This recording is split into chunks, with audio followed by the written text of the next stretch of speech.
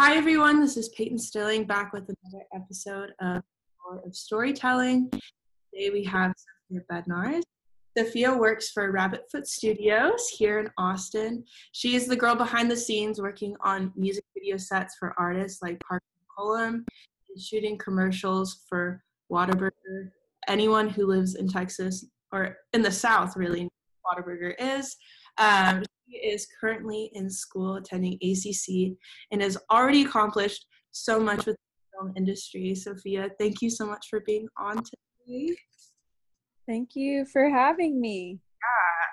That's my little spiel on you. I was like, how do I sum up Sophia? Yeah, pretty much it. So thank you so much for being on. And I like to get this all started with, what was your childhood like? Well, I was always around a lot of creative people. Both my parents were in the film industry, and so they always had, a ton of creative friends being in that line of work. And so I was just constantly surrounded by art and music and stuff, and I always was into that stuff growing up. And my dad was gone a lot on set, and my mom stayed back and started to work less on sets just because it's very demanding travel wise. And so basically whenever he'd come back, it was always fun because we'd always watch whatever he'd worked on, or he'd travel to Africa or some crazy place and we'd hear all the stories about it. And it was really educational.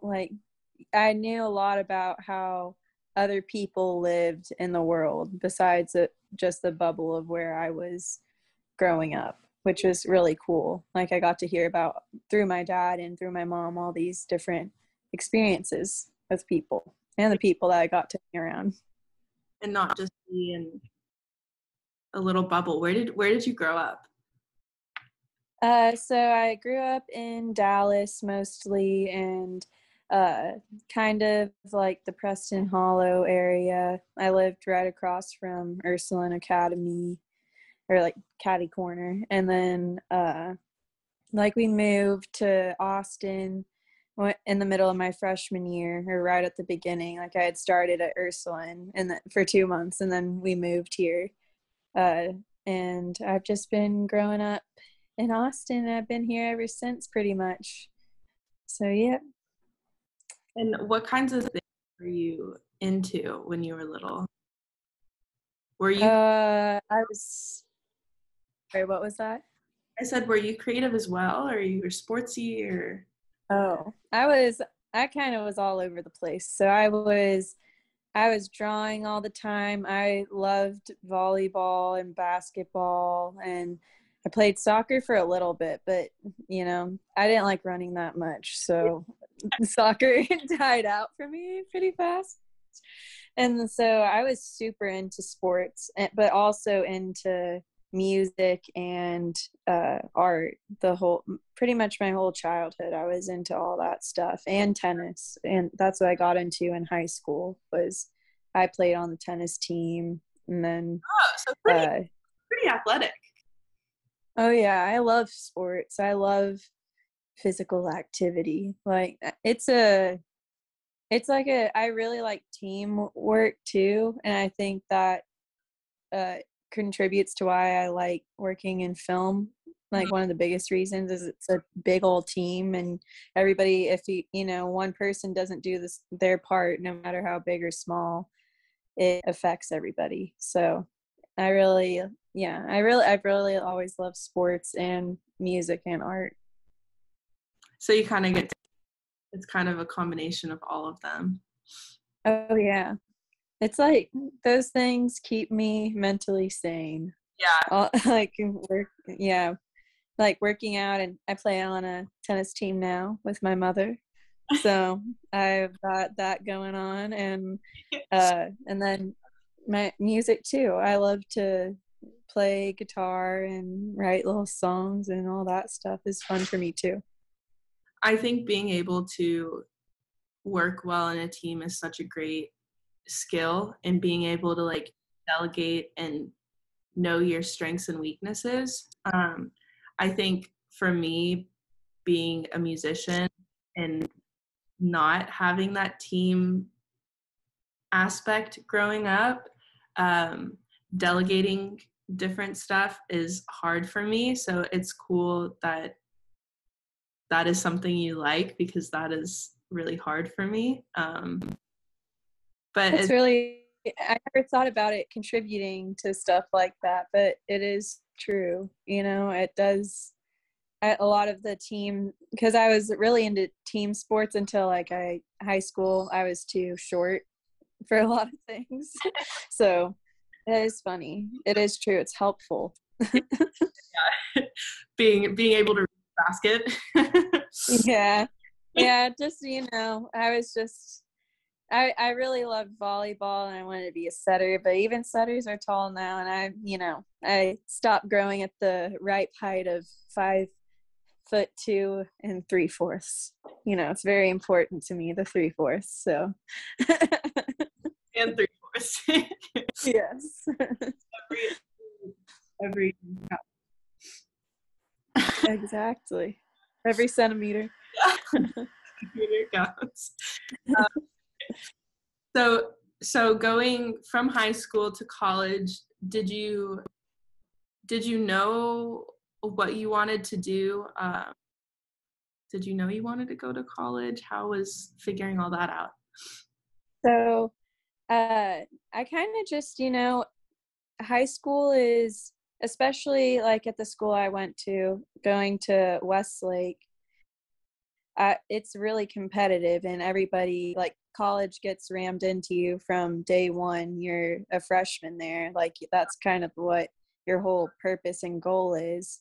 But I kind of always, I did well in school, and I always tried, and I knew I did want to go to college, but I wasn't so stressed out about where I went, or like I put my happiness in like what I wanted to do and what would make me happy as a person first, before what society was telling me to do. And so I decided, like, I couldn't figure out. Yeah, exactly. It going to like a super fancy school, like, or trying just to get a name or whatever, if you aren't really passionate about it, or they don't have something you're into, it isn't as important. But that's kind of what led me to decide, like, because I kind of got pushed away, and like I didn't really know what I wanted to go to school for. And like originally I wanted to go for film, so I took a gap year, and that's how I started PAing, which is production assisting, for like commercials for my gap year, and that's what I did the whole time. And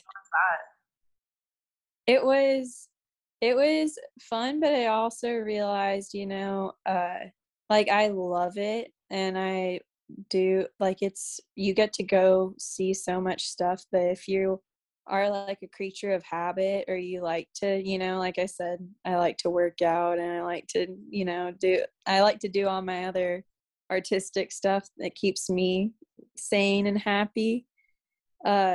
It's hard to do that because you're traveling constantly, and it's long hours. So like you really have to have a passion for it, and it weeds through people pretty quickly that aren't willing to put in that work and effort.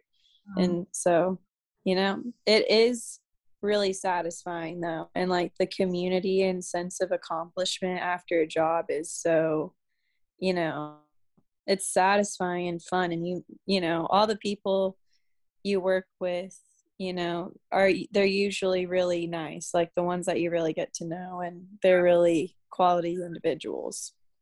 But it kind of Corona happened, or COVID, I don't know why I called it, no one calls it Corona anymore, but but Corona but Corona happened. kind of towards the end of my gap year when I was deciding to go to college. And I just was like, dang, like, I don't want to pay all this money to go sit in a room somewhere and not really know anybody. And it just didn't feel like good timing. So I started online school with Purdue Global for a little bit. And so I started doing that and working at the same time. And it's designed for people that work full time. So you don't have to go to the classes. You can watch the videos whenever and you don't get penalized for that, and just keep up with your assignments. So that was nice for a little bit until I've jumped schools a couple times. I did that and then tried out Swanee, which I just kind of got in there after the acceptance date and just went there in 2021 for a semester with blindly. And it just didn't end up being the place for me. And then I came back and went to ACC, and here I am. You have found friends. Yeah. But I know I've been to a lot of schools, but I will say, and like, I've had a weird experience with school. I do think there's a value in like personal growth during that time. If you really are lost in what you want to do, like being able to find yourself as a person and gain independence. If you're not really, if you are unsure, or you I'm lost for my words, but like if you're unsure, or if you like feel like you're still not fully independent as a person, it's nice in that way. I saw that in I've always been super independent and stuff and take care of myself, but like I could see how it's a good stepping stone for some people to learn how to do my laundry. How do I clean dishes? Like it's mind-blowing how many people don't know how to do these things to me. But it's definitely like a 4-year buffer to kind of figure out how to become an adult, kind of. Exactly. And still I'm 22 and I still am trying to figure out how to do my taxes. Like because they just don't teach you those things. They don't teach you. No one teaches. No, they don't teach you anything about like what it takes to be a functional human in society. Yeah. Like, so it's at night, like Googling how to do taxes. And I'm like, I went to for how many years? Like, I don't know. How many years would that be? How many years were we? Like 16 at least through high school. 16 years, and I still haven't know how to do things. I don't know. But I know. It is crazy. They should have a class in high school where you learn how to do everything. How to adult. But I also feel that, school isn't completely necessary, like especially in film. If you are into it and find a connection, that was like a big reason why I'm a little bit in limbo too, because if I wanted to stay in film for like I wanted to pursue it heavily as my career, I could just stay in it. You just need a connection to get in and do a good job and stay. And that's how you get up in that world. School for film at least is just a connection to get a job.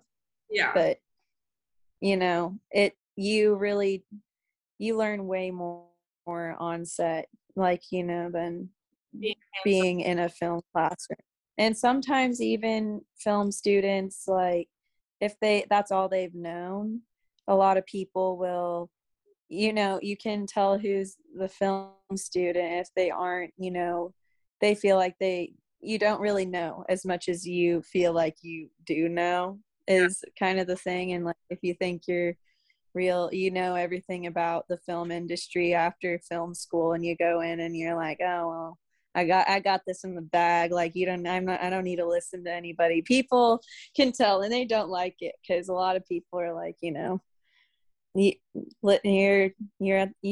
learning still. You have a lot to learn compared to It's not like a real set. Anyway. Yeah. What was the first set that you were ever a part of? Do you remember that? I do remember it. I'm trying to remember what job it was for. I can't quite remember, but it was a relatively, it was a good size set. So it had all the moving parts on there because like a crew can go from like, 5 people to 100. The film sets can look so different. It just all depends on the budget and what the job is and all that. But we were shooting a house in Austin. There was a possum involved.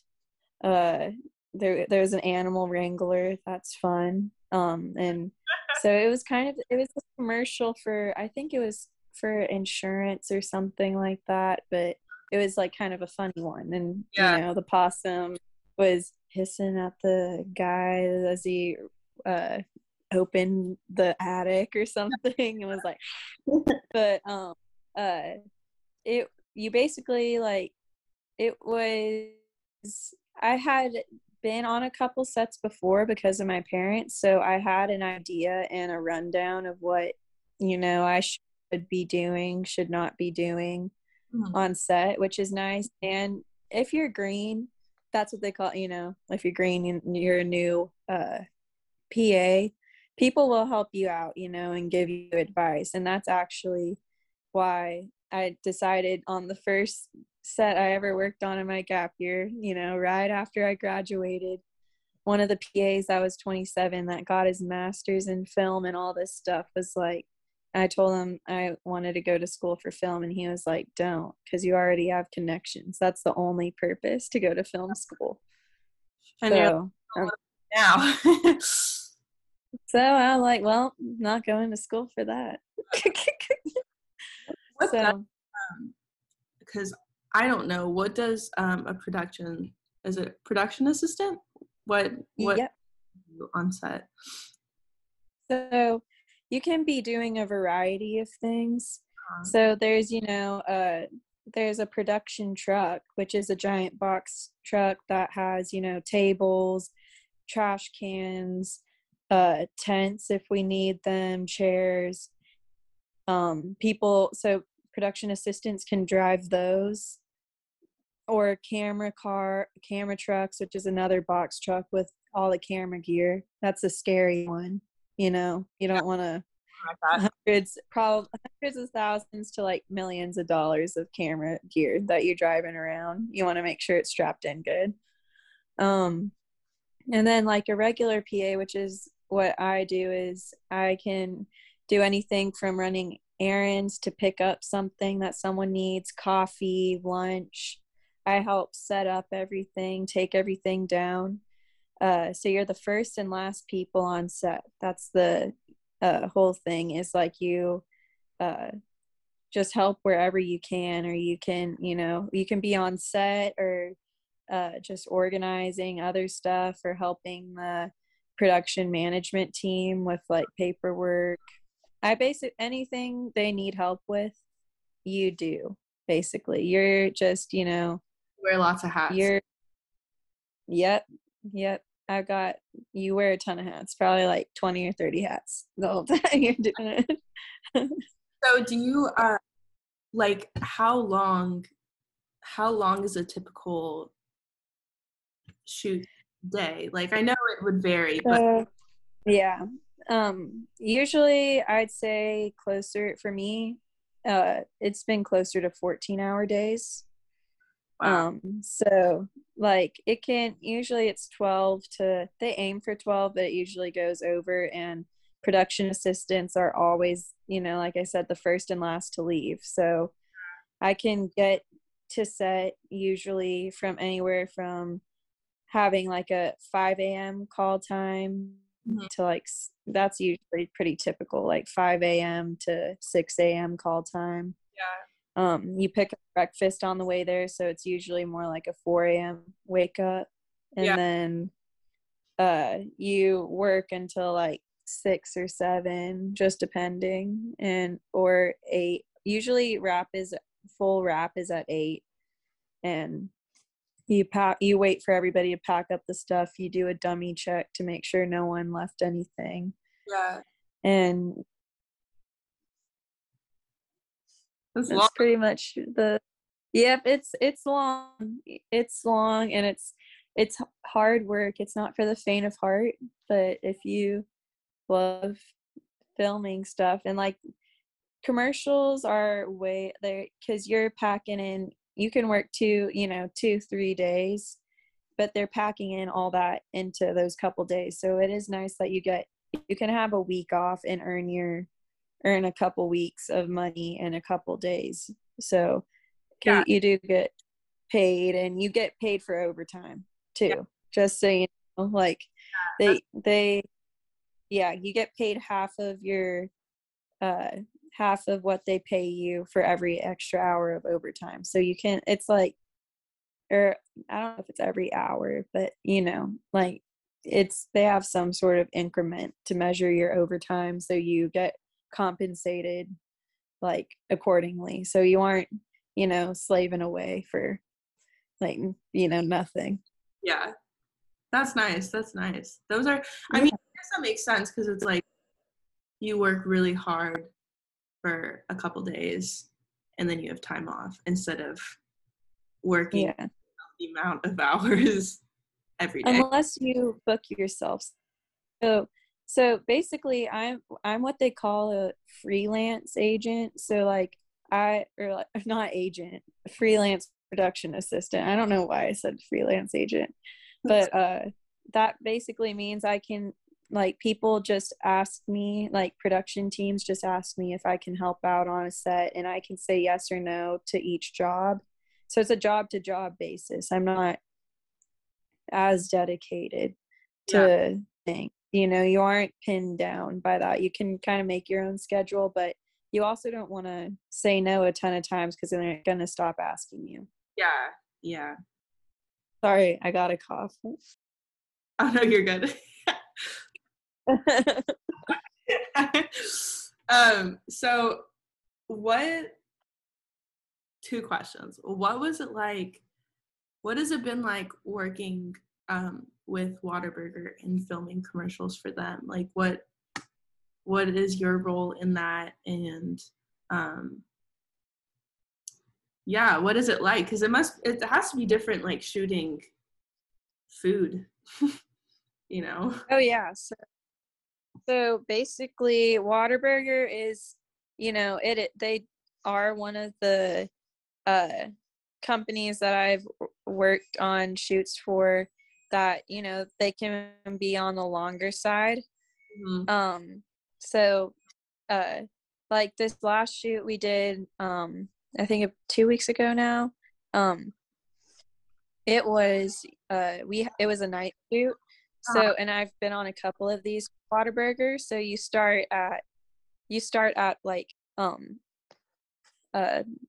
the second to last one I did, we started at 7 p.m. and went to 7 a.m. Like, so that's weird, when you're driving home, when everybody's driving to work. Yeah. It's like, it's fun in the way that I get to dress up as a Whatarburger employee so that I can. We never close a Whatarburger when we work there. So like there's customers coming in and stuff. And so in order to keep shooting and not look conspicuous with like our walkie-talkies in our ear and like, in our set clothes, we dress out in a Whatarburger uniform, and we'll like help serve people. We'll help the crew, the actual employees, like give people their food. We don't get involved in touching it or anything, like, we don't do that, but we just help them just in case they don't want to be on camera and stuff. Just, give people ketchup and their food. So that's fun. And then like I've been in the kitchen a lot, and I help make atmosphere in the background a lot. So like I'll pull the yellow papers that you see the yellow reflection of when you see like a burger slide. There's like yellow in the back. going. That's me, baby.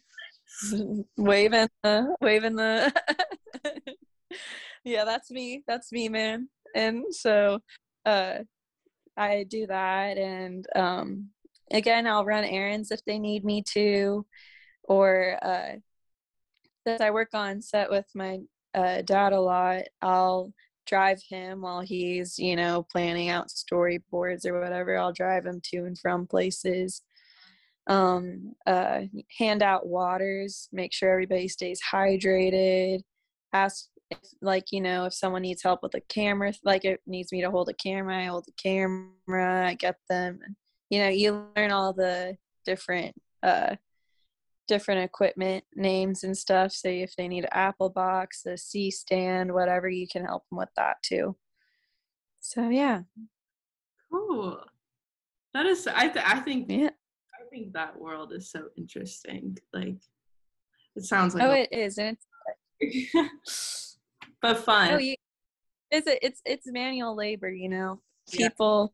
That's a thing that you have to be a hard worker to succeed, or there's different types of film crews, but all the ones I've worked with, usually we're getting in there, Yeah. So last question for you, what is like your greatest piece of advice for, I mean, obviously you're still in college, but I feel like you've accomplished a lot within like the film industry, and young people can look up to you, because I feel like pursuing something creative can kind of be ambiguous and people don't talk about it as much. Or how to get into it, how to make a living off of it. So just what advice do you have? Well, I definitely feel like if it's pertaining to film, my advice is, super proactive. Once you find one connection, ask them for others. And people really look for people that take initiative and ask, like, oh, hi, my name's so and so, and I would love, like, if you have any jobs that you need help on, I'd love to help out. I really would like to help out in any way I can. And I'd also say, if you want to be in the grip department, if you want to be an electric, or if you want to be in camera, or you want to be in production, or be a director or producer, people will ask you that later, but also don't section yourself off just to help with that. Like, if they need help in any way, it's good to be that person for people people look for people that are just willing to help, and they're more likely to help you reach your goals if you're willing to help them in any way you can. Because it's not a straight shot up the ladder. You gotta work yourself up to those positions. Yeah. And I just say, hard work, and be attentive and listen and proactive. Yeah, I agree.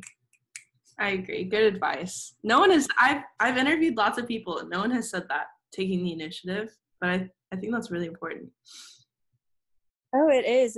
It's like one of the, key elements, I think, to really, like you said earlier, like, it doesn't hurt to ask. It doesn't hurt to say, even if they don't respond to you or anything, they've seen your name, you have a positive association with you, because you don't want to be there's a stereotype in the film industry with the lazy PA, having to always be told what to do. And when you start to notice what people want you to do, and you start doing it for them before they have to ask you, or they give you a look, like, and you're like, oh, I already know what you need, then pay attention. That's another too. Yeah. So I'd say that. Yeah, I think definitely not being afraid to ask people to reach out to people. I think in the past, just speaking from my experience, I've been afraid to ask people for things just because I don't want to like put people out or anything. But it's crazy how things align when you just ask, People be like, oh my gosh, I was talking about this with so-and-so yesterday, and I actually do have something. That's so random that you asked. Like, you never know, You never know. And also, if you do, like, if there's no stupid questions. Like on set, if you're on set, it doesn't ever hurt to ask if you're not sure about something. Yeah. Or like, you don't want to guess because it's going to ultimately take longer in the end, and it's all time sensitive. So you're like, just ask and make sure. And it saves you a lot of time, because I've always been afraid to ask questions and stuff, just for the same reason, because I don't want to put people out, or I don't want them to think like I don't know what I'm doing or not trust me or whatever. Basically, benign reason that I like, not a good reason to not ask questions. So it definitely got me into the habit of asking questions. Yeah. Well, thank you so much for being on today and sharing so much good advice. Yeah. Thank you. And, yeah. And we are almost out of time, but that's a wrap today. Thank you so much for being on. And yeah. Okay.